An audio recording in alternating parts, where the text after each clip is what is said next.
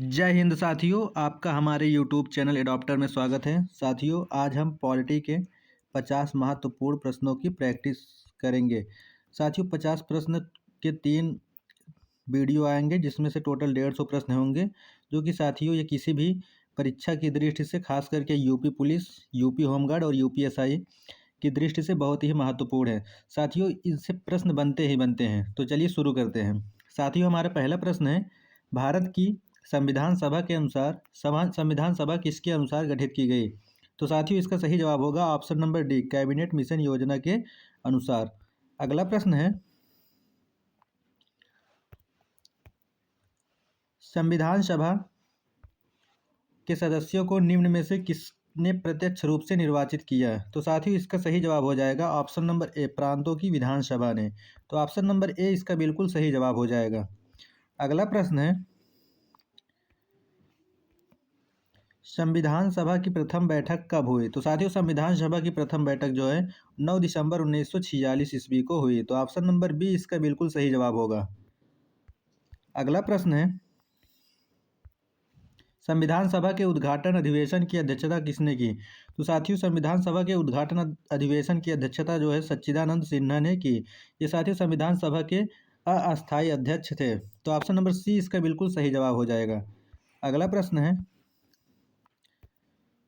संविधान सभा के अस्थायी अध्यक्ष कौन थे? तो साथियों, संविधान सभा के अस्थायी अध्यक्ष जो थे राजेंद्र प्रसाद जी थे। तो ऑप्शन नंबर सी इसका बिल्कुल सही जवाब हो जाएगा। और सच्चिदानंदन सिन्हा जो थे ये संविधान सभा के अस्थायी अध्यक्ष थे। अगला प्रश्न है, भारतीय संविधान सभा की प्रारूप समिति के अध्यक्ष थे। तो साथियों, प्रारूप समिति के अध्यक्ष जो थे BR अम्बेडकर, यानी कि डॉक्टर भीमराव अम्बेडकर जी थे। तो ऑप्शन नंबर ए आपका बिल्कुल सही जवाब हो जाएगा। अगला प्रश्न है,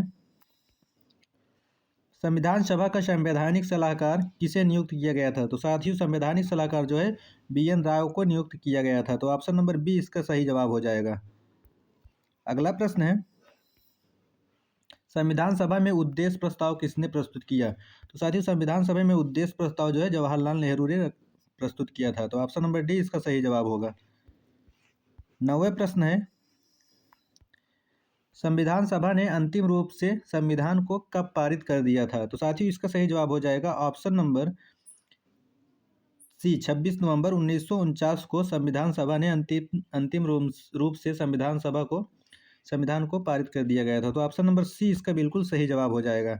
चलिए अगले प्रश्न की ओर बढ़ते हैं। अगला प्रश्न है साथियों, भारतीय संविधान किस दिन से पूर्णतः लागू हुआ? तो साथियों, इसका सही जवाब हो जाएगा ऑप्शन नंबर सी, 26 जनवरी 1950 को संविधान पूर्णतः लागू कर दिया गया था। तो ऑप्शन नंबर सी इसका बिल्कुल सही जवाब हो जाएगा। अगला प्रश्न है, भारत गणतंत्र कब बना? तो साथियों, इसका सही जवाब होगा ऑप्शन नंबर डी, 26 जनवरी 1950 को भारत गणतंत्र राज्य बना। तो ऑप्शन नंबर डी इसका बिल्कुल सही जवाब हो जाएगा। अगला प्रश्न है, भारत एक गणतंत्र है, इसका अर्थ है? तो साथियों, इसका सही जवाब हो जाएगा ऑप्शन नंबर ए, सभी मामलों में अंतिम अधिकार जो है जनता के पास है। तो ऑप्शन नंबर ए इसका बिल्कुल सही जवाब हो जाएगा। अगला प्रश्न है, संविधान सभा द्वारा अंतिम रूप से पारित संविधान में कुल कितने अनुच्छेद और अनुसूचियां थी? तो साथियों, इसका सही जवाब हो जाएगा ऑप्शन नंबर ए, 395 अनुच्छेद और 8 अनुसूचियां। तो ऑप्शन नंबर ए इसका बिल्कुल सही जवाब हो जाएगा। अगला प्रश्न है, भारतीय संविधान के किस भाग को उसकी आत्मा की संज्ञा दी गई है? तो साथियों, इसका सही जवाब हो जाएगा ऑप्शन नंबर बी, प्रस्तावना को जो है भारतीय संविधान के भाग को आत्मा की संज्ञा दी गई है। तो ऑप्शन नंबर बी इसका बिल्कुल सही जवाब हो जाएगा। लेकिन डॉक्टर भीमराव अम्बेडकर के द्वारा संवैधानिक उपचारों के अधिकार को भारतीय संविधान की आत्मा की संज्ञा दी गई है। तो ऑप्शन नंबर बी इसका बिल्कुल सही जवाब होगा। चलिए अगले प्रश्न की ओर बढ़ते हैं। भारतीय संविधान की कौन सी विशेषता इंग्लैंड से ली गई है? तो साथियों, इसका सही जवाब हो जाएगा ऑप्शन नंबर ए, संसदीय प्रणाली जो है इंग्लैंड से ली गई है। तो ऑप्शन नंबर ए इसका बिल्कुल सही जवाब होगा। अगला प्रश्न है, वर्तमान में भारतीय संविधान में कुल कितनी अनुसूचियां हैं? तो साथियों, इसका सही जवाब हो जाएगा ऑप्शन नंबर सी, 12 अनुसूचियां। साथियों, ऑप्शन नंबर सी इसका बिल्कुल सही जवाब हो जाएगा। अगला प्रश्न है,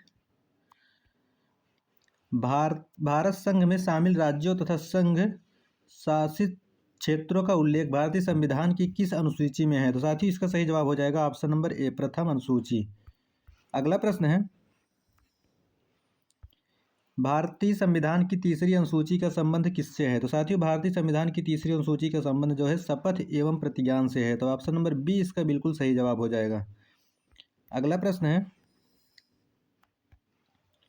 भारतीय संविधान की किस अनुसूची में राजभाषाओं का उल्लेख है? तो साथियों इसका सही जवाब होगा ऑप्शन नंबर बी, 8वीं अनुसूची। अगला प्रश्न है, दल बदल से संबंधित प्रावधान किस अनुसूची में रखे गए हैं? तो साथियों इसका सही जवाब हो जाएगा ऑप्शन नंबर डी, 10वीं अनुसूची में। चलिए अगले प्रश्न की ओर बढ़ते हैं। पंचायती राज व्यवस्था संबंधित प्रावधान भारतीय संविधान की किस अनुसूची में रखे गए हैं? तो साथियों इसका सही जवाब हो जाएगा ऑप्शन नंबर डी, 11वीं अनुसूची में। तो ऑप्शन नंबर डी इसका बिल्कुल सही जवाब हो जाएगा। अगला प्रश्न है, भारतीय संविधान के किस अनुच्छेद में यह अंकित है कि भारत अर्थात इंडिया राज्यों का एक संघ होगा? तो साथियों इसका सही जवाब हो जाएगा ऑप्शन नंबर ए, अनुच्छेद 1 में यह कथन वर्णित है। तो ऑप्शन नंबर ए इसका बिल्कुल सही जवाब हो जाएगा।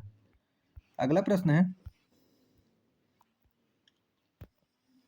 भारतीय संविधान के किस अनुच्छेद में अंतर्राष्ट्रीय शांति की बात की गई है? तो साथियों इसका सही जवाब हो जाएगा ऑप्शन नंबर डी, अनुच्छेद 51 में। तो ऑप्शन डी इसका बिल्कुल करेक्ट जवाब हो जाएगा। अगला प्रश्न है, संविधान के किस अनुच्छेद के अंतर्गत राष्ट्रपति अध्यादेश जारी करता है? तो साथियों इसका सही जवाब होगा ऑप्शन सी, अनुच्छेद 123 के तहत। चलिए अगले प्रश्न की ओर बढ़ते हैं।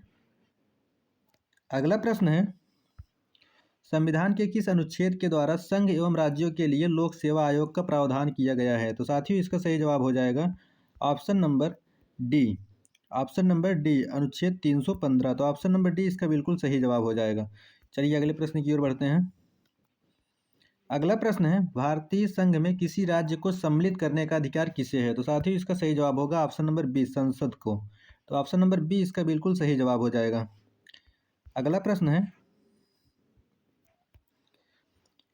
वर्ष 1953 में गठित राज्य पुनर्गठन आयोग के अध्यक्ष कौन थे? तो साथियों इसका सही जवाब हो जाएगा ऑप्शन नंबर ए, न्यायमूर्ति फजल अली, जो कि फजल अली आयोग के अध्यक्ष थे।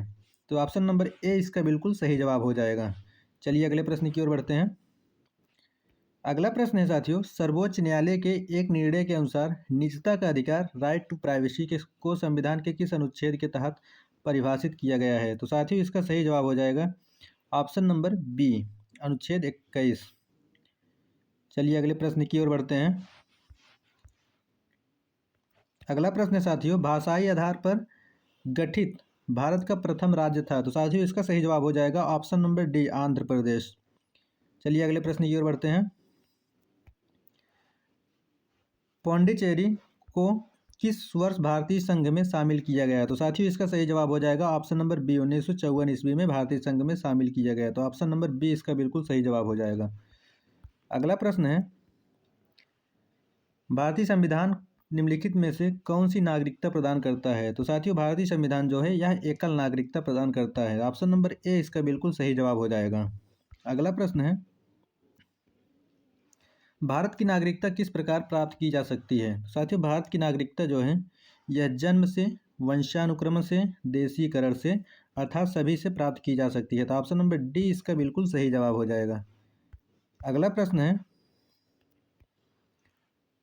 भारतीय नागरिकता का अंत किस प्रकार किया जा सकता है? तो साथियों भारतीय नागरिकता का अंत जो है नागरिकता का परित्याग करने पर भी किया जा सकता है, सरकार द्वारा नागरिकता छीनने से भी नागरिकता का अंत किया जा सकता है, अन्य देश की नागरिकता ग्रहण करने पर भी भारत की नागरिकता समाप्त की जा सकती है। तो इस प्रकार ऑप्शन नंबर डी, उपरोक्त सभी प्रकार से भारतीय नागरिकता का अंत किया जा सकता है। तो ऑप्शन नंबर डी इसका बिल्कुल सही जवाब हो जाएगा। अगला प्रश्न है, निम्नलिखित में से कौन सी शर्त भारत की नागरिकता प्राप्त करने के लिए नहीं है? तो साथियों इसका सही जवाब हो जाएगा ऑप्शन नंबर डी, संपत्ति स्वामित्व। तो ऑप्शन नंबर डी इसका बिल्कुल सही जवाब हो जाएगा। अगला प्रश्न है, वर्तमान में भारत में राज्यों एवं केंद्र शासित प्रदेशों की संख्या क्रमशः है? तो साथियों इसका सही जवाब होगा ऑप्शन नंबर डी, 28 राज्य एवं 8 केंद्र शासित प्रदेश। अगला प्रश्न है, अब साथियों मूल अधिकार और नीति निर्देशक सिद्धांत से प्रश्नों को देखेंगे। अगला प्रश्न है, भारतीय संविधान में नागरिकों के मूल अधिकारों का वर्णन है। तो साथियों इसका सही जवाब हो जाएगा ऑप्शन नंबर ए, अनुच्छेद 12 से 35 तक। तो ऑप्शन नंबर ए इसका बिल्कुल सही जवाब हो जाएगा। अगला प्रश्न है, वर्तमान में भारतीय नागरिकों को कितने मूल अधिकार प्राप्त हैं। तो साथियों वर्तमान में भारतीय नागरिकों को कुल 6 मूल अधिकार प्राप्त हैं। तो ऑप्शन नंबर बी इसका बिल्कुल सही जवाब हो जाएगा। अगला प्रश्न है साथियों, मूल अधिकारों को प्रवर्तित कराने की शक्ति किसे प्राप्त है। तो साथियों इसका सही जवाब हो जाएगा ऑप्शन नंबर सी, उच्चतम एवं उच्च न्यायालय दोनों को। तो साथियों ऑप्शन नंबर सी इसका बिल्कुल सही जवाब हो जाएगा। अगला प्रश्न है, प्रेस की स्वतंत्रता का अधिकार निहित है। तो साथियों प्रेस की स्वतंत्रता का अधिकार जो है आर्टिकल नंबर 19 के 1 में निहित है। तो ऑप्शन नंबर ए इसका बिल्कुल सही जवाब हो जाएगा। अगला प्रश्न है,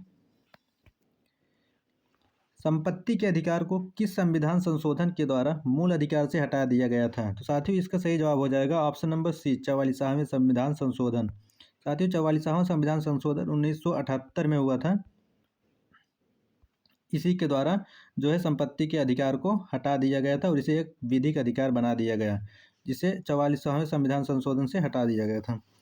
और साथियों इसे 300 के का में रखा गया है। अब चलिए अगले प्रश्न की ओर बढ़ते हैं।